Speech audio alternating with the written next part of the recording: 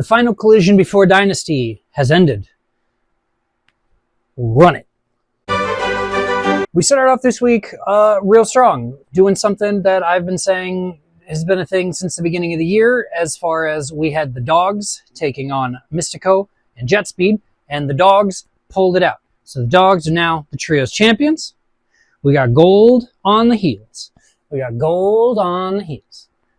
very happy for that. Number one, Gabe Kidd's giant arm tattoo has a lot of color, and I don't think it's the same thing that he had before. But we're just going to have to get a better picture of it, because I'm not exactly sure what it is. He was moving way too fast, way too often to get a good view of his new arm tattoo. So I dig it, though. Whatever it is, looks awesome from afar on my television in my living room. Mystico, I don't know. I like Mystico. I think he's a good performer, but he has these weird missteps a lot, and I'm not sure. I'm gonna blame it on a language barrier. That's just what I'm gonna blame it on, because he was up against Finley in the ring, and he bounced off the ropes, and he came back, and Finley tried to grab him to bring him up to get a head scissors, and that absolutely failed, and he hit the other side of the ropes, and then he came back, and then they just did the spot. So I don't know what's happening. I don't get it, but that is what happened. After the match, the conglomeration, and by that I just mean Roderick Strong and Orange Cassidy, came on the Tron and on our screens, and Strong was like, hey, we figured you weren't done with us, especially after last week when you jumped us, and you say there's 3 of you and 2 of us, but there could be 3 of us. And Orange Cassidy's on the phone, and he's just opening and closing his mouth as if he's talking, which is very funny. And he hangs up the phone, and Strong was like, so what did he say? And Orange was like, oh, I forgot to ask. Oops. And Strong was like, well, call him back. You know what? Don't call him back. He'll be into it. Don't worry about it. We'll see you guys Sunday. And they disappeared, and that was the whole end of that. So, mystery trios partner for tomorrow. I have a couple of guesses. My top guess is the Stone Pitbull, because he is also from New Japan. And I'm sure that he has some kind of beef with the Dogs, especially because the Dogs, Stone Pitbull, Ishii has been with the conglomeration several times before. That's my guess. I'm going to stick with that one for now. And then we rolled that straight into a Will Ospreay and United Empire promo after the match they had on Wednesday night in the backstage area. And Ospreay was just like, listen, I'm still coming for Mox. Mox is going to get it, but I'm so happy to have my boys here. And it showed all the boys, and it was such a crazy thing to see, because Akira had like rub burns under his pec and down his torso abdomen area. And it was crazy.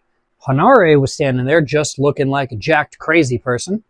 And then obviously Newman is hanging out with the New Japan title. So it was a very fun little thing that they did.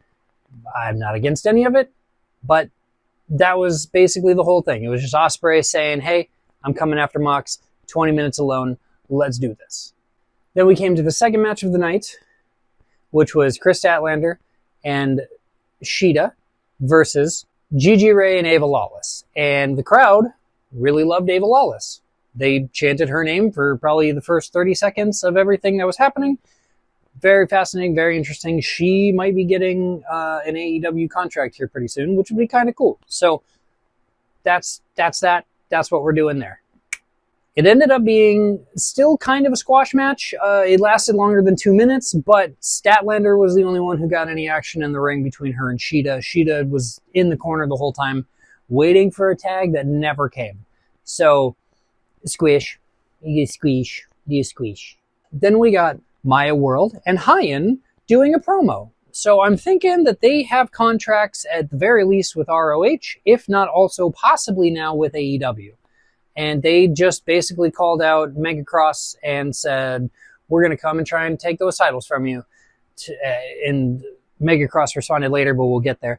it was just kind of a silly little, like, we're going to take you out, like, we know what we're doing, we got this kind of vibe, which, fine, all good, no issue with it whatsoever. So that was the whole thing, and it ended 37 seconds later. Then we got the Death Riders doing their promo pointed toward United Empire, and it was basically just Mox saying, like, oh, that was a lot of fun, I'm so glad your friends came to play, I'll see you at Dynasty for this title, but you know that you getting 20 minutes alone with me also means that I get 20 minutes alone with you, and you don't have the neck for it. Ha ha ha ha ha.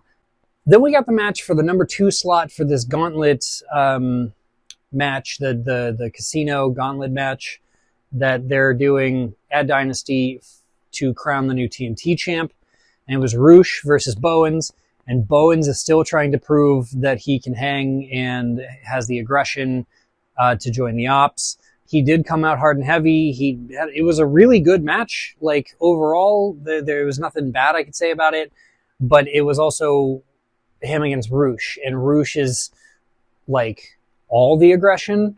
So Roosh did end up coming out with the victory. Nothing about this match really knocked my socks off, but it was solid for what it was. So now we know that Ciampa is number 1 in the gauntlet match, Roosh is number 2 in the gauntlet match, and we're just going to have to go from there. I'm really hoping we see Blackheart Leo Rush, or Leo Blackheart, or Blackheart Rush, or whatever we're going to call him. I just want to see more of his character work because I think it's silly and it entertains me. Then we went to the back and we got a promo from the Brawling Birds calling out Shafir and Tekla because they did have a tag team match coming up later in the night. And both of those teams are going up against each other individually at Dynamite. So this is just kind of a way to build the momentum, build the readiness for it, get everybody excited, yada yada. We followed that up with a promo package for what I'm still calling Deities of Dynamite. I don't know how they didn't jump on this for, like, branding or whatever, but it's the devil versus the god of wrestling. It is Deities at Dynasty. And that is going to be very fun. I can't wait to see it. And I know MJF is going to win, and we will all be happy campers. Thank you. And then the Hurt Syndicate was back. Yay! And they took on Andy Anderson and Mo Jabari. Yay! And it was a squish match. So, didn't last very long. Everybody looks good, though. Everybody looks good. Even Mo Jabari put some effort in, and it was very funny. So, the Hurt Syndicate's back. Yay! Woo! Then we went backstage again, and Lexi Nair found Harley Cameron, and she was sitting on this weird little couch with Mina Shirakawa, and Harley's trying to pick herself up by her bootstraps and do something with whatever she's doing. I'm not even sure, but it ended up with Mina and Lexi each with a flute of champagne, and Harley Cameron just chugging out of the bottle of champagne, although I don't think anything was in the bottle, but you get what they're doing there. She's sad that she no longer has the title with Willow, and that Willow is doing her solo thing. And so now Harley is just trying to find more friends. Glug, glug, glug, glug, glug, glug, glug. 37 seconds. That was the whole thing. Then we got a very fun tag team match, and I was very excited for this because I don't spoil it for myself on Instagram like a lot of other people do. It was the Young Bucks versus Hechicero and El Clone. And El Clone's my boy. I love El Clone. I can't wait to meet El Clone one day. But it was very back and forth. It was very good. Lots of high flying, lots of quick, fast action. We got to see the kip kick from El Clone after I believe it was a Meltzer driver that got reversed. And he didn't kip to do the kick, but he came out of the Meltzer driver, and he was already in the position, and then whoop, bam, and that was that. Young Bucks ended up with the victory, although I think they got a little bit of damage done from Hechicero and from El Clone. So I think the Don Callis family will be mildly happy tomorrow at the pay-per-view because I don't think that the Bucks are going in 100%. Kayfabe-wise, I don't know about anything else. That I'm just saying for kayfabe. So good match, very good match. Enjoyed it very much. Go check out the internet for highlights from it. You won't be disappointed. Then we got a little promo package for Jericho versus Ricochet for tomorrow night. And I'm excited for that because I've been watching Jericho since I was a baby and I like Ricochet. So it's going to be a very fun match. I'm kind of hoping that Ricochet takes it, but I also don't think that they'll just not give Jericho a very good reintroduction back into everything since he's been gone for a year. So I'm keeping my options open. I'm hoping for Ricochet to take the victory. That's just what we're going to hope for tomorrow. Then we finally got to see Reed in a match that I believe was worth the hype.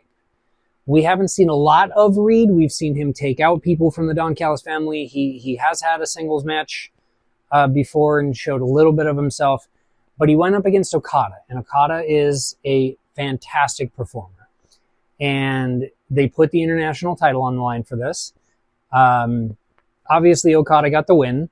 However, I have to say that Reed is a quick little spitfire.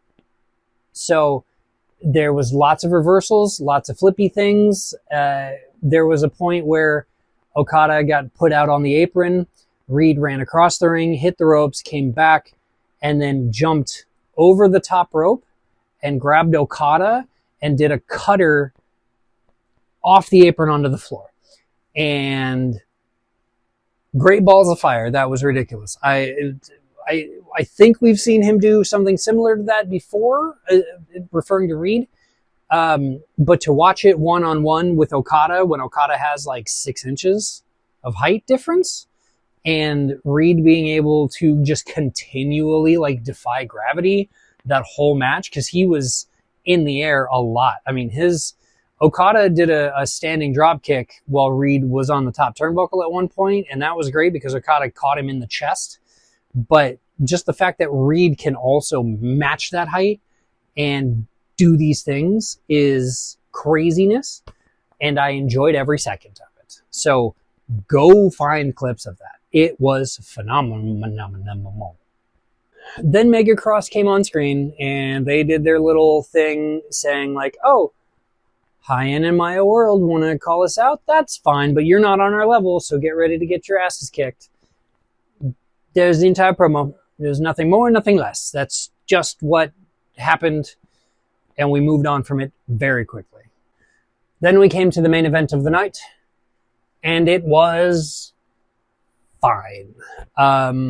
Again, nothing that really knocked my socks off. I actually found myself checking my phone a couple of times during this match, even though, like, I think Shafir's got something going on. Tekla obviously has everything she needs to be the full package, or she wouldn't be the women's champion. I like the idea of the birds, although I think that just big, like, they're trying to build them up to be like the big tough team when we know that Mega Cross has many inches of height on them and plenty of strength that come with the height, right? So it was a fine match. I didn't notice anything that went wrong. It did start before the bell rang on the outside, and they were just brawling back and forth, birds. So it was a fine match. I have nothing bad to say about it. It just also felt a little too lackluster for me personally to have been the main event. There was a moment where Hayter's boot came unlaced, and I was worried that as she was running the ropes and doing stuff that she would step on it and fall and break something by accident. And that would suck real bad, especially because she's got the big match tomorrow. So nothing bad happened though. The Brawling Birds got the victory. We moved on from it real quick, and then they rolled straight into the countdown for Dynasty tomorrow, 0 hour at 4. I'm going to watch the whole stupid thing. So, good show. I think I'm going to give match of the night to Reed vs. Okada. It had everything. It had everything. Everything was present.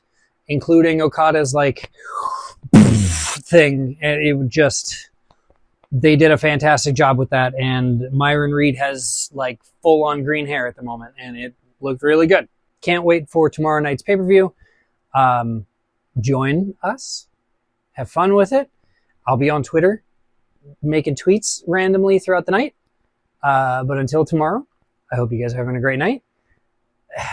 Have pizza for breakfast like I'm going to. And skip work Monday because who cares? But until we see each other again, peace.